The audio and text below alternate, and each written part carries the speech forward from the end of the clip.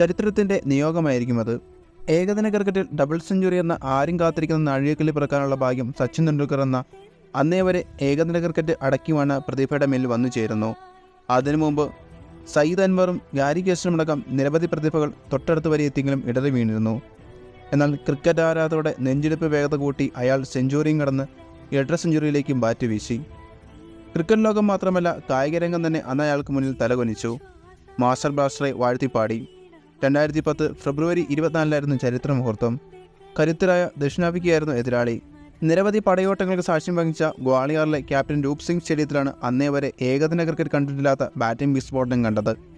Dain Steyn, Jacques Kallis, Wayne Parnell തുടങ്ങിയ നിരവധി bowling നിരയ്ക്കെതിരെ century എന്നത് ബുദ്ധിമുട്ടേറിയതാണെന്ന ധാരണകളെ തിരുത്തിക്കുറിച്ച് സച്ചിൻ സെഞ്ചുറിയും കടന്ന് ഡബിൾ സെഞ്ചുറിയിലെത്തി. അതും തൻ്റെ 37-ാം വയസ്സിൽ. 147 പന്തിൽ 25 ഫോറും 3 സിക്സറുകളും സഹിതമായിരുന്നു സച്ചിൻ്റെ മാസ്മരിക ഇന്നിങ്സ്. അന്നേ വരെ സച്ചിൻ തേച്ചുമിനക്കിയ മുഴുവൻ സൗന്ദര്യവും നിറഞ്ഞതായിരുന്നു ഓരോ ഷോട്ടും. മാസ്റ്റർ പീസായ സ്ട്രൈറ്റ് ഡ്രൈവും കവർ ഡ്രൈവുമെല്ലാം അന്ന് ചാരുതയേകി. ചാൾസ് ലാംഗ്വെൽഡറ്റ് എറിഞ്ഞ 49-ാം ഓവറിലെ 3-ാം പന്ത് പോയിന്റിലേക്ക് തട്ടിയിട്ട് സിംഗിൾ എടുത്താണ് സച്ചിൻ ചരിത്രം കുറിച്ചത്.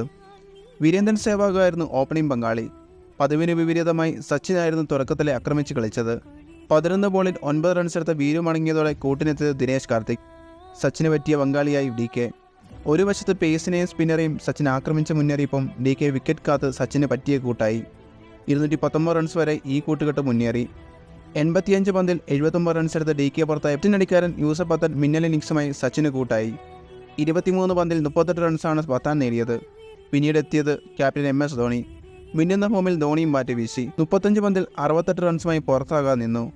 സച്ചിൻ ഡബിളിലേക്ക് ബാറ്റ് ചെയ്യുമ്പോൾ സാക്ഷിയായി നോൺ സ്ട്രൈക്ക് എൻഡിൽ മറ്റൊരു ഇതിഹാസ താരമായ ധോണിയാണെന്നത് മറ്റൊരു ചരിത്ര നിയോഗം. സച്ചിൻ്റെ എല്ലാ ഇന്നിങ്സുകളെയും പോലെ അനിശ്ചിതത്വം നിറഞ്ഞതായിരുന്നു ഡബിൾ സെഞ്ചുറിയും. 90 പന്തിൽ നിന്നാണ് ആദ്യ സെഞ്ചുറി പൂർത്തിയാക്കിയത്. 36-ാം ഓവറിൽ തന്നെ 196 റൺസ് എന്ന സയ്യിദ് അൻവറിൻ്റെ റെക്കോർഡ് സച്ചിൻ മറികടന്നു. ഏകദിനത്തിലെ ഏറ്റവും ഉയർന്ന സ്കോർ നേടിയിട്ടും സച്ചിൻ ആഘോഷിച്ചില്ല. ശേഷിക്കുന്ന 4 ഓവറിൽ പരമാവധി സ്ട്രൈക്ക് നേടി സച്ചിൻ ഡബിൾ സെഞ്ചുറി കടന്ന് മുന്നേറുമോ അതോ 190-കളിൽ വീഴുമോ എന്നതായിരുന്നു ആകാംക്ഷ. ആരാധകരുടെ നെഞ്ചെടുപ്പ് കൂട്ടുന്നതായിരുന്നു ധോണിയുടെ ശൈലി. മികച്ച ഫോമിലുള്ള ധോണി അവസാന ഓവറുകളിൽ ആളിക്കത്തിയപ്പോൾ സ്ട്രൈക്കിനായി സച്ചിൻ കാത്തിരിക്കേണ്ടി വന്നു. ഒടുവിൽ 49-ാം ഓവറിലെ 3-ാം പന്തിലാണ് ചരിത്രം പിറന്നത്. സ്വതസിദ്ധമായ ശൈലിയിൽ ഹെൽമെറ്റ് അടിച്ച് ബാറ്റ് ഉയർത്തി ആകാശത്തേക്ക് ഇരുകൈകളും വിടർത്തി അയാൾ എല്ലാവരോടും നന്ദി പറഞ്ഞു. ഗ്വാളിയാറിലെ സ്റ്റേഡിയം മാത്രമല്ല ലോകം തന്നെ എഴുന്നേറ്റ് നിന്ന് അയാളുടെ നേട്ടത്തെ കരഘോഷത്തോടെ സ്വീകരിച്ചു. ഡബിൾ സെഞ്ചുറി അവസാനിപ്പിക്കാനായിരുന്നില്ല സച്ചിൻ്റെ പദ്ധതി. പിറ്റേ വർഷം നടന്ന ലോകകപ്പും ഉയർത്തി സച്ചിൻ സ്വപ്നം സാക്ഷാത്കരിച്ചു. അന്ന് ഇന്ത്യ ടോപ്പ് സ്കോററും ഈ 38-കാരൻ തന്നെ.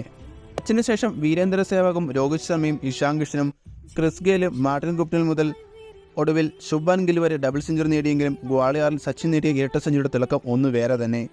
ഇന്നും ക്രിക്കറ്റ് പ്രേമികൾ ഓർക്കുന്ന മനോഹരമായ സ്വപ്നം പോലെയായിരുന്നു ആ ഇന്നിങ്സ്.